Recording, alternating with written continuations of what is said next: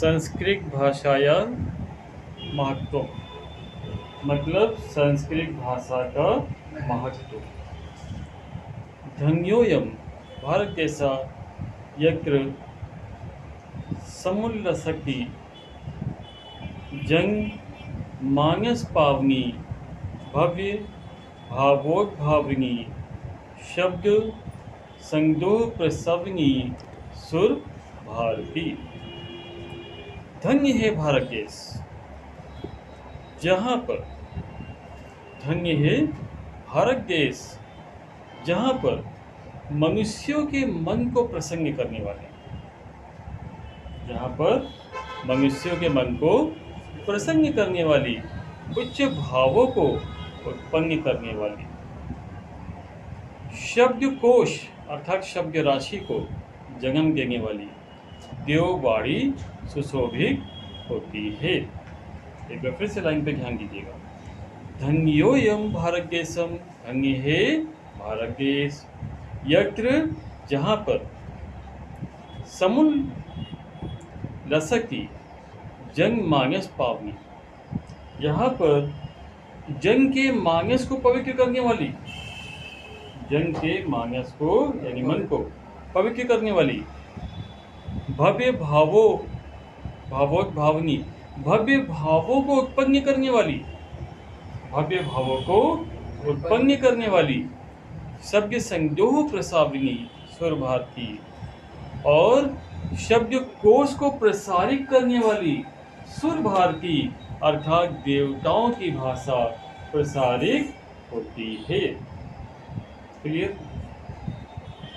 विद्यमानेषु निखिलेष्वपि वाम्येषु अस्याः वामयं सर्वश्रेष्ठं सुसंपन्नं च वर्तते। विद्यमानेषु निखिलेषु अर्थात विद्यमान समस्त साहित्य में,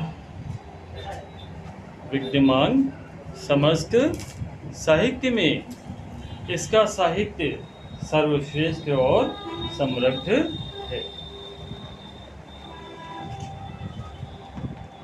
अर्थात विद्यमान समस्त साहित्य में इसका साहित्य सर्वश्रेष्ठ और,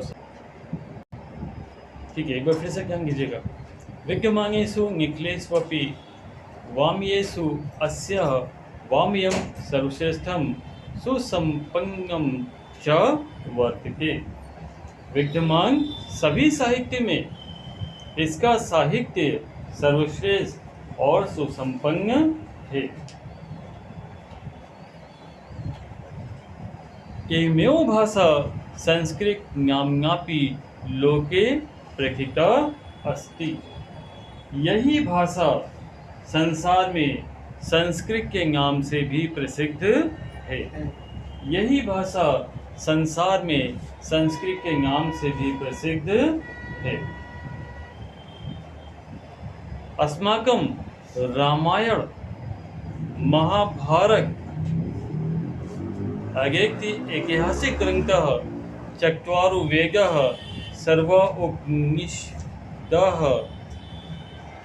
अस्ति 10 पुराणानि अन्यानि च महाकाव्यं नाटक इत्यादि अस्यामेव भाषायां लिखितानि सन्ति। हमारे रामायण, अस्माकं रामायण हमारे रामायण, महाभारत आदि हमारे रामायण महाभारत आदि ऐतिहासिक ग्रंथः मतलब ऐतिहासिक ग्रंथ, चत्वारो वेदाः चारों वेद, सर्व उपनिषदः सभी उपनिषद, अस्ति 10 पुराणानि 18 पुराण, अस्ति 10 18 पुराण, अन्यापि च और अन्य, च का अर्थ पहले आता है, अन्यापि च और अन्य, महाकाव्य नाटक इत्यादि, तो महाकाव्य नाटक आदि अस्यामेव भाषायां लिखितानि सन्ति, इसी भाषा में लिखे गए हैं। इसी भाषा में लिखे गए हैं। क्लियर है? आगे ध्यान देते हैं। एवमेव भाषा सर्व सामान्य भाषाणां जगनीति मन्यते भाषा तत्व विधि। यही भाषा, इसी भाषा को सभी भाषाओं की जननी माना है भाषा तत्व विद्वानों ने। जो लास्ट में लिखा हुआ है भाषा तत्व विधि, भाषा तत्व विद्वानों ने इसी भाषा को सभी भाषाओं की जननी माना है। संस्कृतस्य गौरवं बहु विज्ञानाश्रयं व्यापकत्वं च न कस्यापि दृष्टेर्विषयः। संस्कृत का गौरव, संस्कृतस्य गौरवं, संस्कृत का गौरव बहुविद्या ज्ञान आश्रयत्वम, बहुत प्रकार की विद्या का ज्ञान इसमें होगा। बहुत प्रकार की विद्या का ज्ञान इसमें होगा। व्यापकता, व्यापक होना। च न कस्यापि दृष्टेर विषय, किसी की दृष्टि से भी छिपा नहीं है। संस्कृत का गौरव और बहुत सारी विद्याओं का ज्ञान इसमें होगा और इसकी व्यापकता किसी से भी छिपी नहीं है। संस्कृत से गौरवे की पक्ष मानवीय सम्य युक्तम आचार्य प्रवृण गंगा। संस्कृत से गौरवे यानी संस्कृत का गौरव, जिसके पक्ष मानवीय, संस्कृत के गौरव की दृष्टि से ध्यान में रखते हुए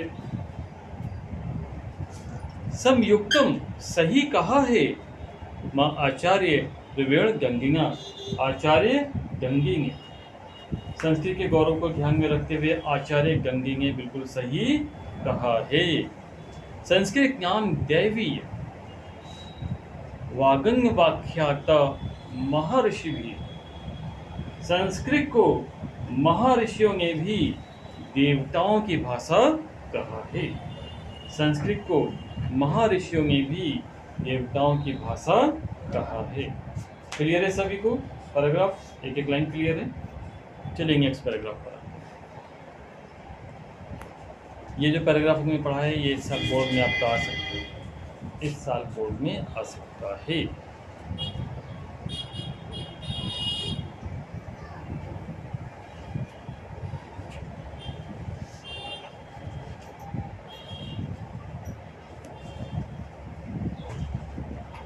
अगला पैराग्राफ, संस्कृत से साहित्य सरसम व्याकरण से सुनिश्चितम।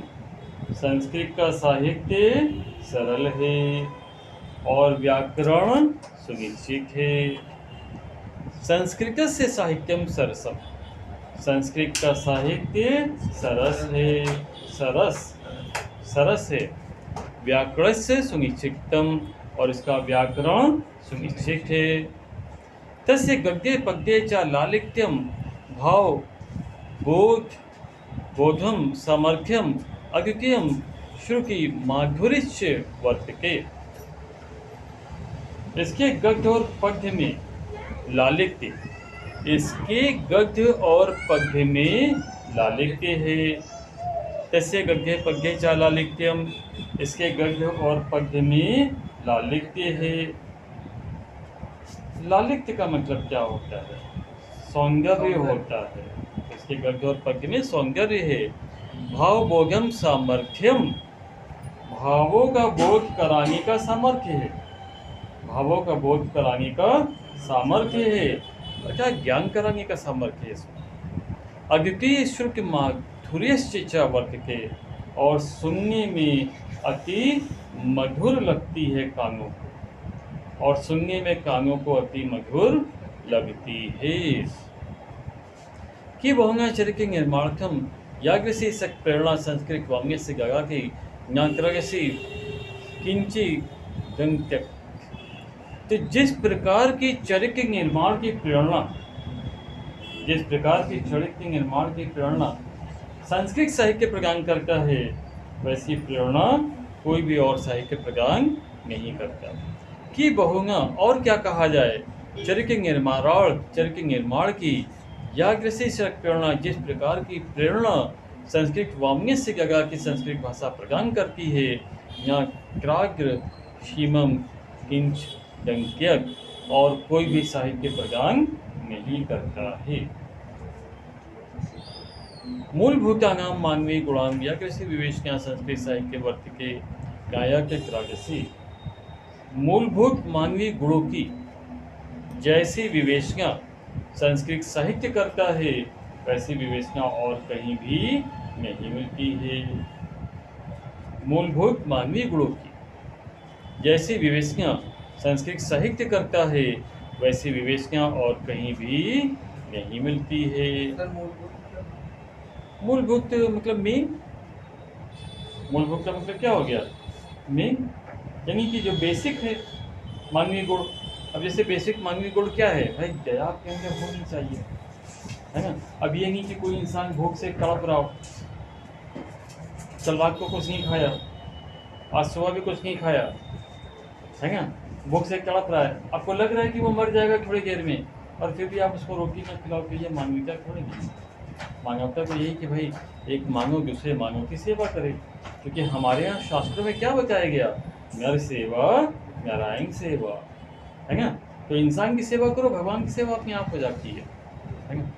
चलिए आगे ध्यान देते हैं।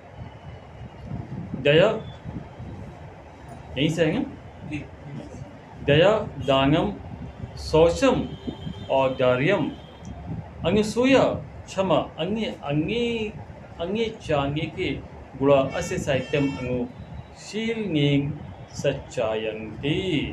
तो दया, दान, शौचम मतलब पवित्रता, शौचम मतलब पवित्रता, औदार्यम मतलब उदारता, अनुसूया मतलब ईर्ष्या, क्षमा, अन्य च और अन्य बहुत से अन्य के गुण, अन्य अनेक गुण इसी साहित्य के पालन से प्राप्त होते हैं। तो क्या बताया हमने, दया, दान, पवित्रता, उदारता, ईर्ष्या, क्षमा और अन्य अनेक गुण इसी साहित्य के अनुशीलन से मतलब पाठन से प्राप्त होते हैं या उत्पन्न होते हैं। क्लियर हो गया। ये पैराग्राफ भी मोस्ट इम्पॉर्टेंट पैराग्राफ है। वास्तव में देखा जाए तो संस्कृत भाषा महत्व में एक ऐसा चैप्टर है जहाँ से एक पैराग्राफ आपके एग्जाम्स में आएगा और आपको 7 मार्क्स प्रदान करेगा ही करेगा।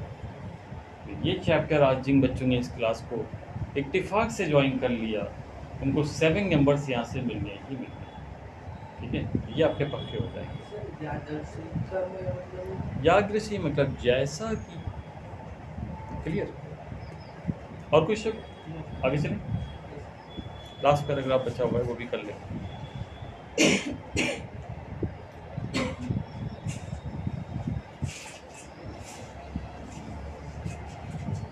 चलिए,